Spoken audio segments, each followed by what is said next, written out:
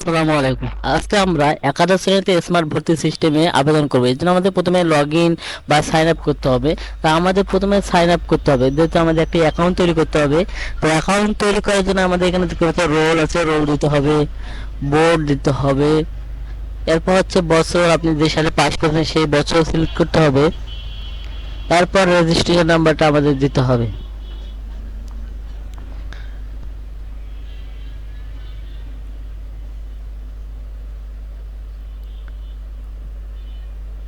তারপর আমাদের registration number এখানে এন্ট্রি করতে হবে। অবশ্যই আমাদের সঠিক তথ্য দিতে হবে, না হলে কিন্তু হবে না। আমাদের অ্যাকাউন্ট তৈরি করা হলে এরপর আমাদের একটি এডু আইডি দিবে এবং পাসওয়ার্ড দিবে, যেটা দিয়ে আমাদেরকে লগ ইন করতে হবে। আমরা প্রথমে অ্যাকাউন্টটা তৈরি করে নিই।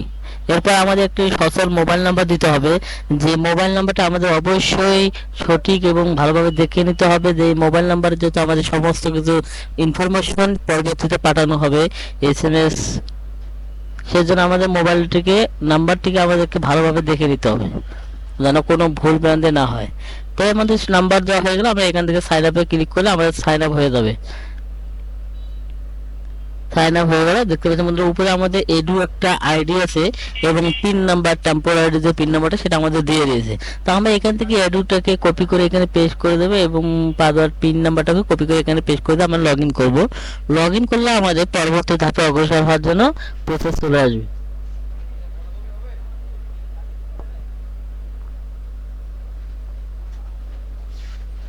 তো বন্ধুরা, আমাদের এখানে লগ ইন করতে হবে। আমরা এডু আইডি এবং পিন নাম্বার দিয়ে লগ ইন করলাম।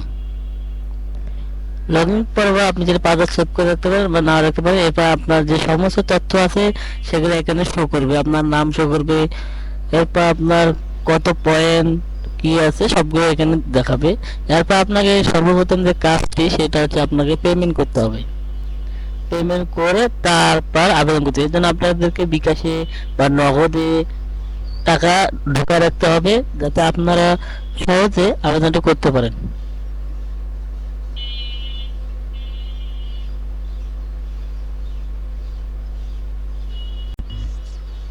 সো এখানে দেখতে পাচ্ছেন আপনার সমস্ত তথ্য এখানে আছে। এরপর আপনার এখান থেকে প্রোফাইল, তারপর কলেজ অনুসন্ধান, তারপর আবেদন।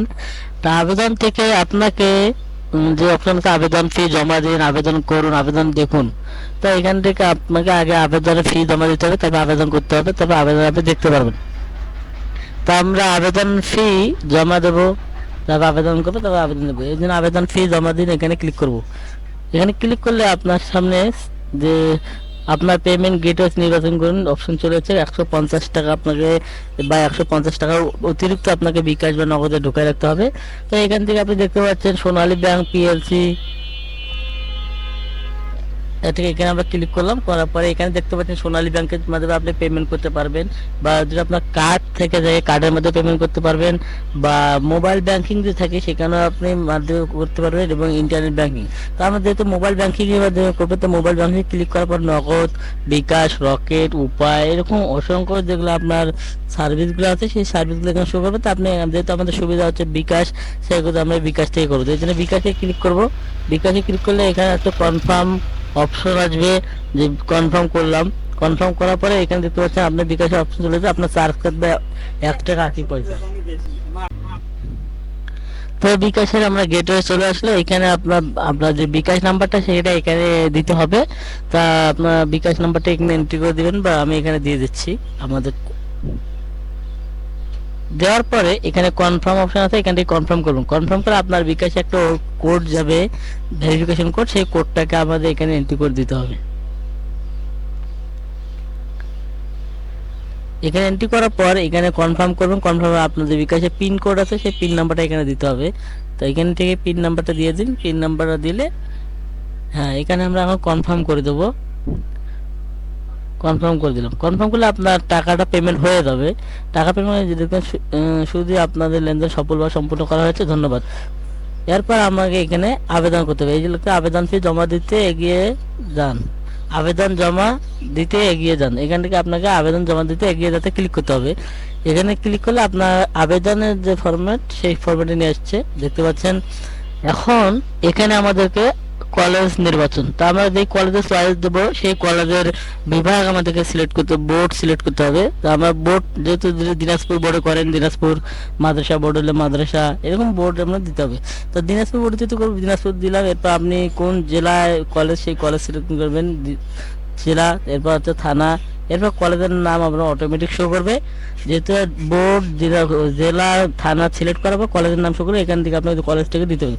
তো যেহেতু আমি এখানে পায়রা বন্ধ দেখতে পাচ্ছেন, পায়রা বন্ধ বেগম রোকেয়া স্মৃতি কলেজ, এটাতে অ্যাপ্লাই করে প্রথমে। তো এখানে দেওয়ার পরে এখানে দেখতে পাচ্ছেন আপনার আসন সংখ্যাগুলো আছে, কোন ডিপার্টমেন্টে কতগুলো সিট আছে সেটা আপনাকে দেখাচ্ছে। বাংলা, সায়েন্স, তারপর হচ্ছে হিউম্যানিটিস, বিজনেস স্টাডিজ, সেটা দেখাচ্ছে। তা যেহেতু এখানে হিউম্যানিটিস অ্যাপ্লাই করবো, সেখান থেকে এখানে হিউম্যানিটিস। সো বন্ধুরা, এখানে আমরা হিউম্যানিটিজ যদি করতে চাই, সেক্ষেত্রে আমাদের প্লাস আইকন আছে, এখানে আমাদের ক্লিক করলে এটা সিলেক্ট হয়ে যাবে। যদি আপনার কারো কোটা থেকে সেই যেমন শিক্ষা কোটা মন্ত্রণালয় বা শিক্ষা কোটা দপ্তর বা সংস্থা, সেক্ষেত্রে আপনি ইকিউ 1 ইকিউ 2 তে ক্লিক করে দেবেন। যেহেতু আমার নাই, সেক্ষেত্রে আমি প্লাস এখান থেকে এখানে সিলেক্ট করে দিলাম।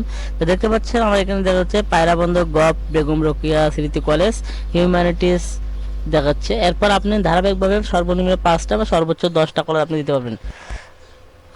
তা আমাদেরকে আরো 4টি কলেজ দিতে হবে। তো আমি পরবর্তীতে যে কলেজগুলো সেটা আমি এখান থেকে সার্চ দিচ্ছি, দেখতে পাচ্ছেন এখান থেকে আমি হিউম্যানিটিস দেবো, এটা সিলেক্ট করে দিলাম। আরো কলেজ দিই। এখানে আপনাকে খেয়াল রাখতে হবে যে আপনি যে প্রথমে যে কলেজটি চয়েস দিচ্ছেন, সেই কলেজটি আপনার গ্রহণযোগ্যতা বেশি, এরপর দ্বিতীয়টা, এরপর তৃতীয়টি, এরপর চতুর্থ, তারপর পঞ্চম, এরকম ধারাবাহিকভাবে যাবে। অর্থাৎ আপনি প্রথমে যে কলেজটি দিবেন সেটাতে আপনার চান্স হওয়ার সম্ভাবনা সব থেকে বেশি থাকে। তো যেহেতু এখন যদি আপনি এগুলোকে কোনো এন্ট্রি করার পর আপ ডাউন করতে চান, সেক্ষেত্রে দেখতে পাচ্ছেন এখানে অপশনগুলো আছে। আপনি যেটা ক্লিক করে এটা উপরে চলে গেল বা পারাবন্ধটা নিচে চলে আসলো। আবার যদি এটাকে নিচে নামাতে চান, তাহলে আবার এটাতে ক্লিক করলে, অ্যারো চিহ্নটাতে ক্লিক করলে আবার এটা উপরে চলে যাবে, এটা নিচে চলে আসবে। এভাবে আপনি সব কলেজ বা আপ ডাউন করতে পারবেন। দেওয়ার পরে আমাদের যে কাজ হলো, সেই কাজটি হচ্ছে এখানে আমাদের সাবমিট বাটনে ক্লিক করতে হবে। আবেদন সাবমিট করুন। আবেদন সাবমিট করলে আপনার সাবমিট হয়ে যাবে।